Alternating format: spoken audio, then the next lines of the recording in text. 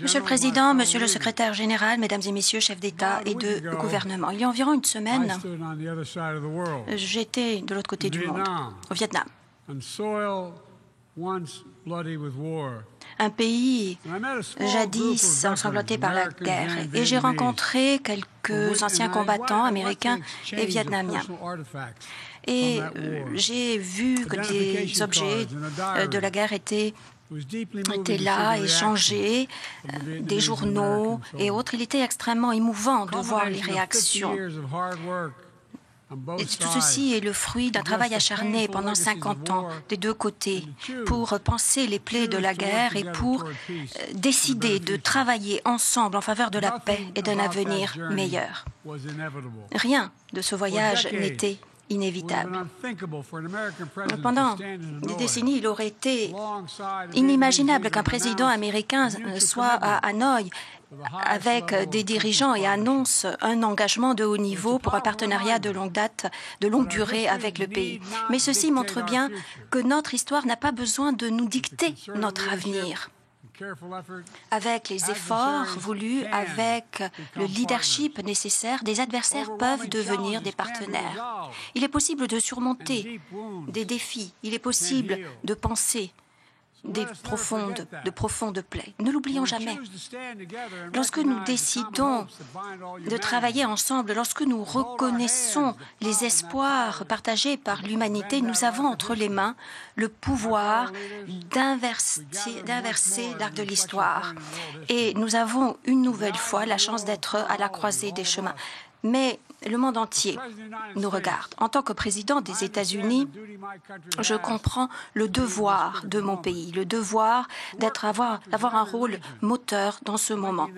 Pour tous les pays du monde, nous avons une cause commune. Nous sommes là pour unir nos efforts à ceux des partenaires qui partagent une vision commune du monde. Pour nos enfants, pour leur léguer un monde dans lequel les enfants n'ont pas faim, où tout le monde a accès à des soins de santé de qualité, un monde où les travailleurs ont du pouvoir, où l'environnement est protégé, où les entrepreneurs partout peuvent saisir des occasions et créer leur entreprise, où les conflits sont réglés de façon pacifique, où les pays peuvent tracer leur propre voie. Les États-Unis cherchent un monde plus sûr, plus équitable pour tous et toutes. En effet, nous savons que notre avenir est lié au vôtre. Je le répète, nous savons que notre avenir est lié au vôtre.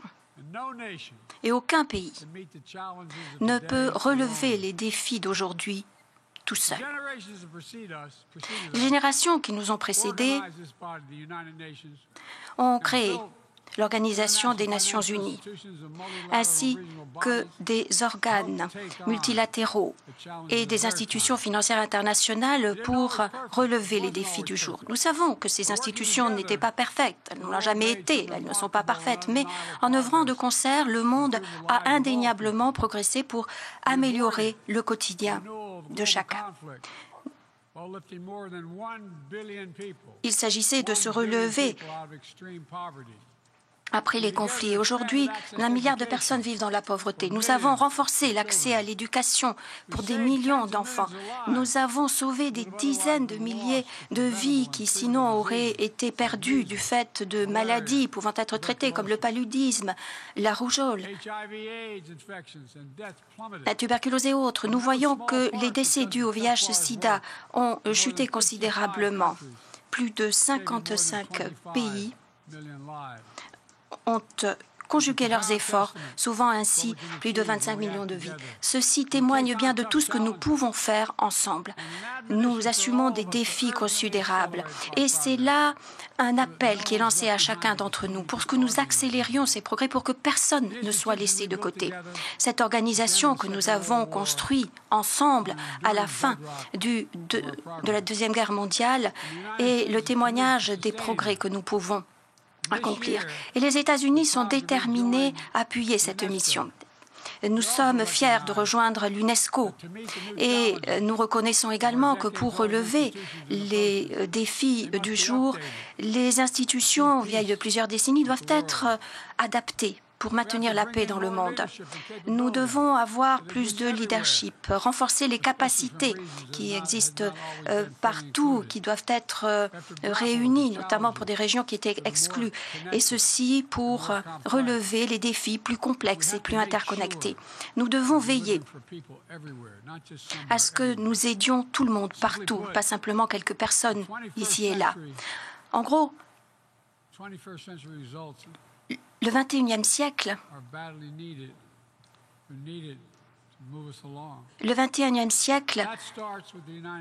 est un siècle dans lequel nous avons pour devoir d'avancer ensemble. Et cela commence ici, aux Nations Unies, dans cette même salle. L'an dernier, j'ai indiqué que les États-Unis étaient favorables à l'élargissement du Conseil de sécurité, en augmentant le nombre de membres permanents et non permanents. Nous avons entamé des consultations sérieuses avec plusieurs États membres et nous continuerons de jouer notre rôle pour promouvoir la réforme, pour trouver un terrain d'entente, pour progresser dans les années à venir.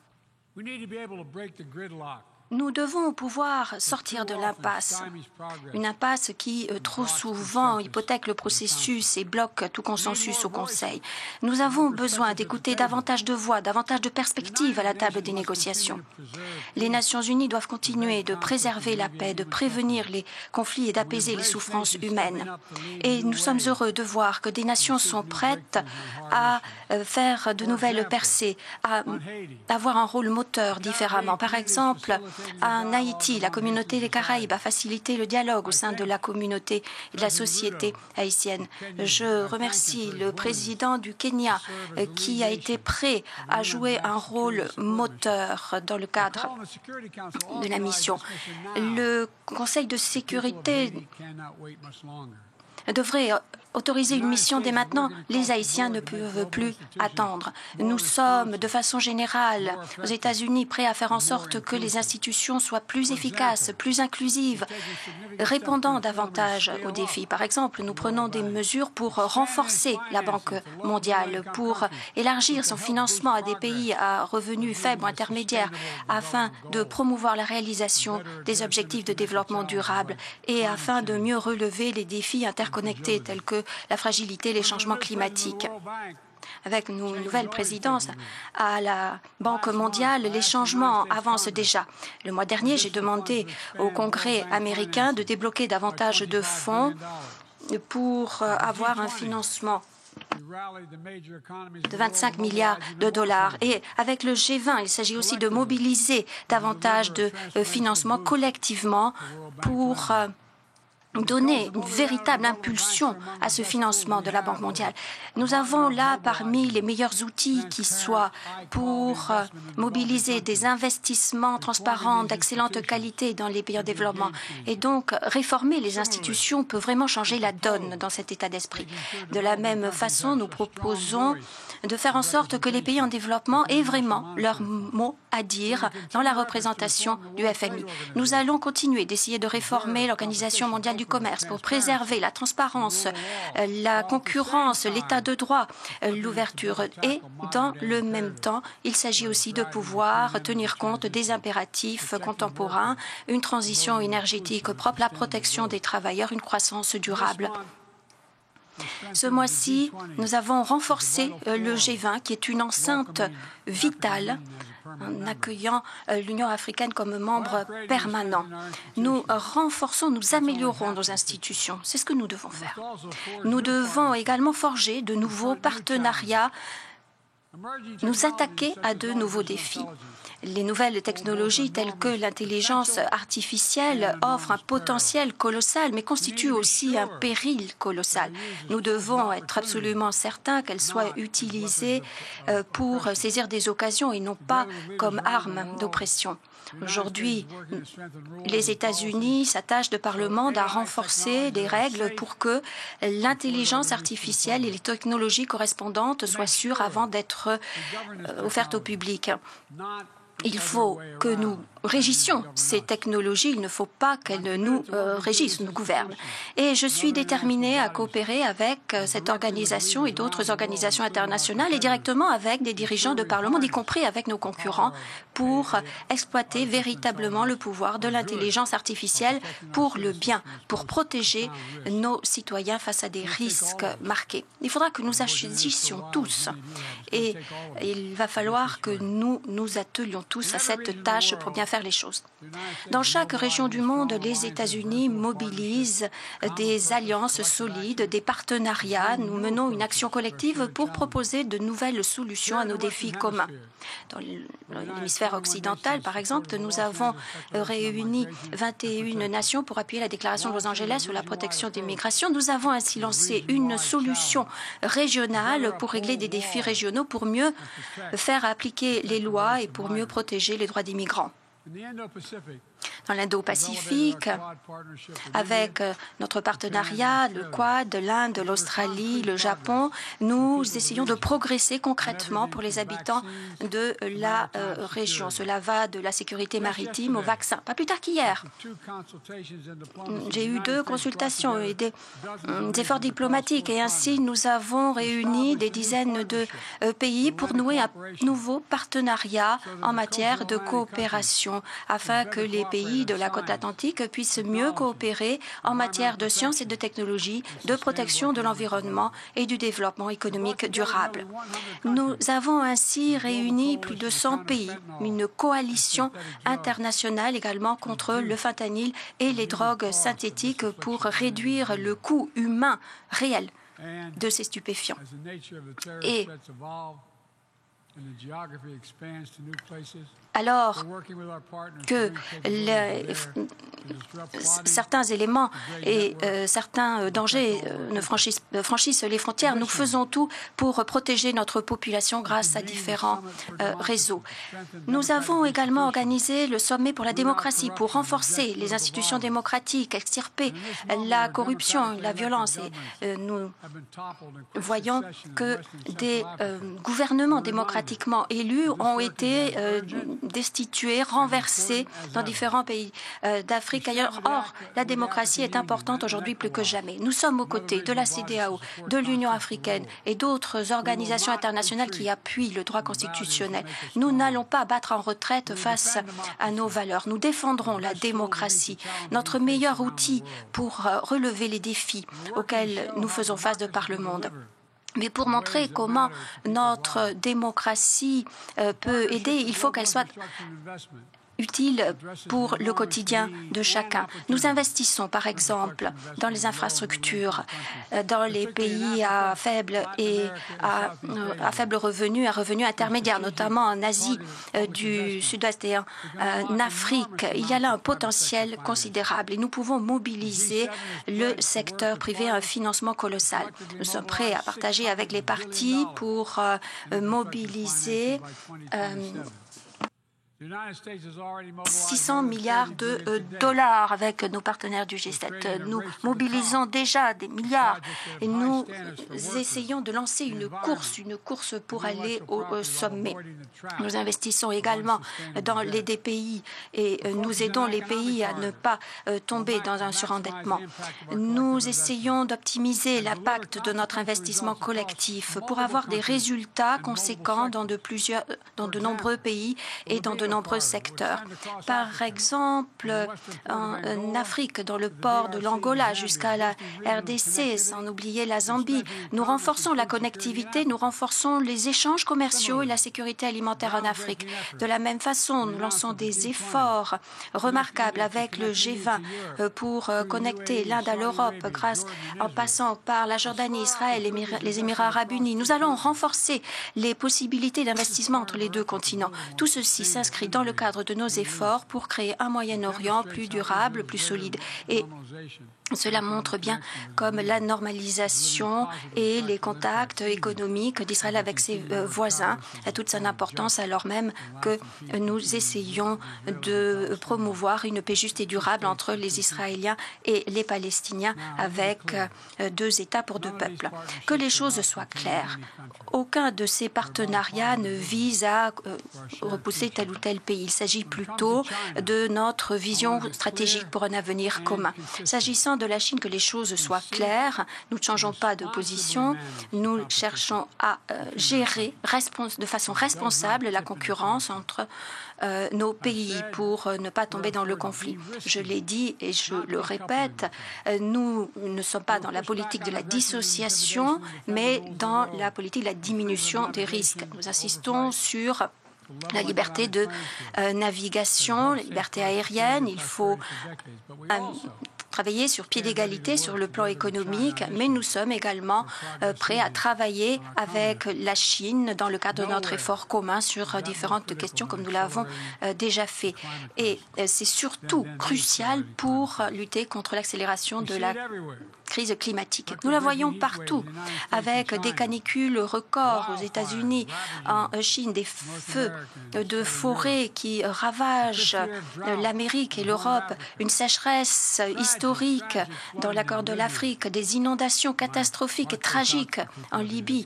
Et j'ai en mémoire ces Libyens, toutes mes condoléances, des milliers de personnes ont ainsi péri. Nous avons là des instantanés qui nous montrent ce qui nous attend si nous n'arrivons pas à réduire notre dépendance vis-à-vis des combustibles fossiles.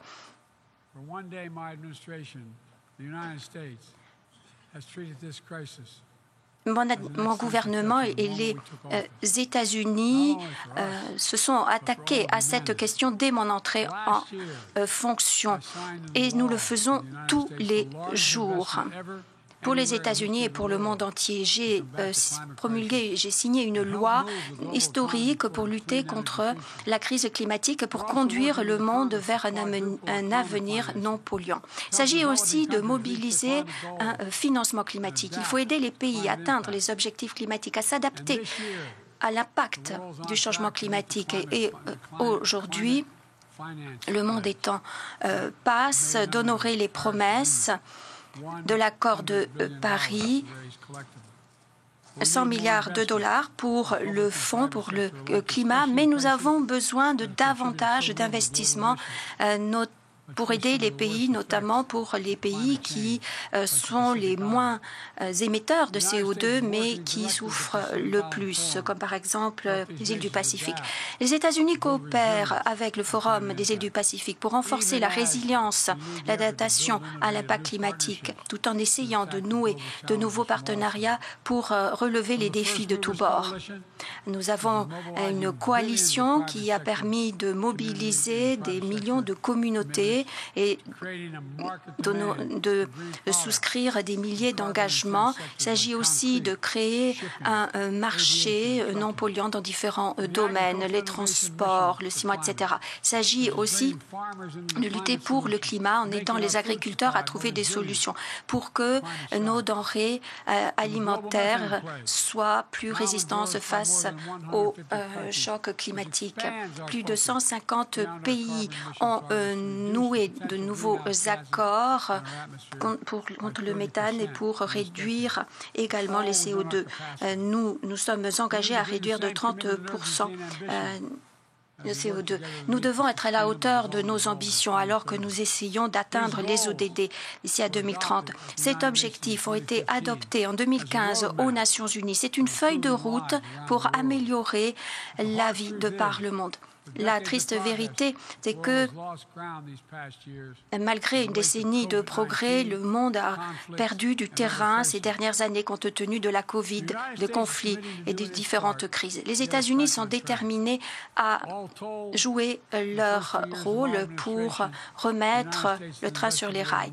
Le gouvernement des États-Unis a consacré plus de 100 milliards de dollars pour promouvoir le développement, la sécurité alimentaire, pour élargir l'accès à l'éducation de par le monde, renforcer le système de santé et lutter contre les maladies. Nous avons contribué à mobiliser des millions de dollars supplémentaires dans le secteur privé. Nous allons accélérer ces progrès pour atteindre les ODD. Mais pour ce faire, nous devons tous en faire davantage. Nous devons forger de nouveaux partenariats, changer la façon dont nous relevons ce défi. Nous devons débloquer des billions et des billions de dollars supplémentaires pour le développement de différentes sources. Nous devons combler les fossés, régler les problèmes de notre système mis à jour par la pandémie. Nous devons veiller à ce que les femmes et les filles tirent pleinement profit de nos progrès. Nous devons également nous attaquer à ce qui fait reculer autant de pays. Lorsque des pays doivent plutôt payer le service de la dette plutôt qu'investir dans leur propre population, il y a un véritable problème. Et nous devons coopérer ensemble pour faire face aux chocs. Et ce faisant, les États-Unis resteront le principal donateur d'assistance humanitaire. À ce stade, les besoins sont inédits dans le monde. Chers amis, la coopération, le partenariat, voilà les clés du progrès pour relever les défis auxquels nous sommes tous en but. C'est là ce que nous devons faire en tant que leaders responsables. Nous n'avons pas besoin d'être d'accord sur tout pour avancer sur des questions telles que la maîtrise des armements, pierre angulaire de la sécurité internationale. Après plus de 50 années de progrès dans le cadre du traité de non-prolifération, la Russie a réduit en miettes sa position et s'est retirée de différents accords pour les forces conventionnelles, ce qui fait que le monde entier est devenu moins sûr. Mais les États-Unis continueront de travailler en toute bonne foi pour contrer la menace des armes de destruction massive. Et nous montrerons l'exemple, c'est ainsi que nous dirigerons quoi qu'il arrive ailleurs. Cette année, nous avons détruit les derniers stocks chimiques pour que le monde soit exempt d'armes chimiques. Et nous condamnons les violations constantes par la RPDC des violations du Conseil de sécurité. Nous sommes attachés à la diplomatie pour parvenir à la dénucléarisation de la péninsule coréenne. Nous coopérons avec nos partenaires pour assurer la stabilisation et nous restons résolus quant au fait que l'Iran ne doit jamais acquérir l'arme nucléaire. Nous croyons à nos institutions, nous forgeons de nouveaux partenariats, mais soyons clairs, certains principes du système international sont sacro-saints. La souveraineté, l'intégrité territoriale, les droits humains. Voilà les principes fondamentaux de la Charte des Nations Unies, le pilier des relations pacifiques entre les nations, sans lequel il est impossible d'atteindre nos objectifs. Tout cela n'a pas changé, tout cela ne doit pas changer. Néanmoins, pour la deuxième année de suite, cette noble enceinte consacrée à la paix et la sécurité est obscurcie par l'ombre de la guerre. Une guerre de conquête illégale, une guerre de provocation de la Russie contre son voisin, l'Ukraine. Comme toute nation du monde, les États-Unis veulent que cette guerre cesse. Aucune nation, plus que l'Ukraine, ne souhaite que cette guerre cesse et nous appuyons l'Ukraine à parvenir à un règlement pacifique pour avoir une paix juste et durable. La Russie est la seule à assumer les responsabilités de cette guerre. La Russie est la seule à pouvoir faire cesser cette guerre immédiatement. Et la Russie est la seule à faire obstacle à la paix. Car pour la Russie, le prix de la paix, c'est la capitulation de l'Ukraine, c'est le territoire de l'Ukraine, ce sont les enfants de l'Ukraine. La Russie croit que le monde va se lasser et la Russie pense pouvoir brutaliser l'Ukraine sans conséquence. Mais je vous pose une question. Si nous abandonnons les principes fondamentaux, est-ce qu'un membre dans cet organe peut estimer être protégé si nous laissons l'Ukraine être découpée et dépecée en morceaux? Est-ce que la sécurité d'un pays est sûre? J'imagine que la réponse pour chacun d'entre vous est non. Nous devons nous opposer à cette agression aujourd'hui pour dissuader toute agression demain. C'est la raison pour laquelle les États-Unis, aux côtés de leurs alliés et partenaires de par le monde, continueront d'être solidaires des Ukrainiens courageux qui défendent leur intégrité territoriale, leur souveraineté et leur liberté.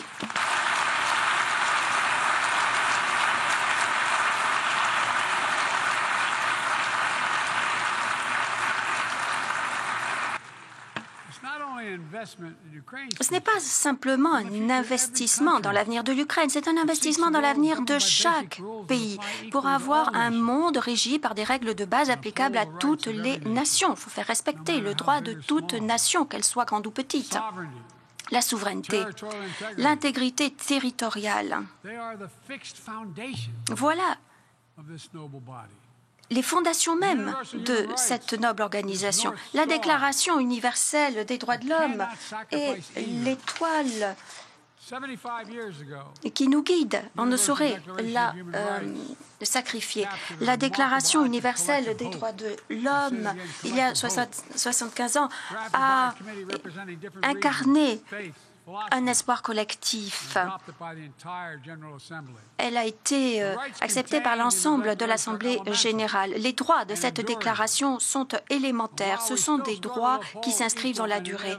Et alors que nous cherchons encore à assurer les droits égaux et inaliénables de tous, il reste toujours d'actualité. Nous ne pouvons pas détourner le regard face aux abus, que ce soit au Darfour ou ailleurs, à Téhéran ou ailleurs. Nous devons toujours veiller à ce que les femmes et les filles aient des droits égaux et participent sur pied d'égalité dans toute société. Il faut que tous les groupes, les minorités religieuses, ethniques, les personnes handicapées et autres, il faut que toutes ces personnes ne fassent pas l'objet de discrimination. Les LGBTQI+ ne doivent pas être pris pour cible par la violence compte tenu de leur identité. Ces droits font partie de notre humanité commune. Lorsque ces droits sont absents quelque part, leur perte se fait ressentir partout. Ces droits sont essentiels pour faire avancer les progrès humains. C'est ce qui nous unit. Mesdames et messieurs, chefs d'État et de gouvernement, je voudrais terminer en ces mots. Nous sommes à la croisée des chemins de l'histoire et nous allons être jugés selon la façon dont nous honorons les promesses que nous nous faisons à nous-mêmes, que nous faisons face aux autres, face aux plus vulnérables. Est-ce que nous allons trouver en nous-mêmes le courage de faire ce qui doit être fait pour préserver la planète, pour protéger la dignité humaine, pour donner à chacun partout l'occasion d'agir, pour défendre les principes des Nations Unies? Il n'y a qu'une seule réponse à cette question. Nous devons le faire et nous le ferons. La route qui nous attend est longue et difficile, mais si nous persévérons, si nous gardons foi en nous-mêmes, nous montrerons ce qu'il est possible de faire. Faisons ce travail ensemble. Faisons en sorte que tout le monde profite des progrès. Infléchissons l'arc de l'histoire dans l'intérêt du monde entier. Nous avons le pouvoir de le faire. Je vous remercie de votre attention.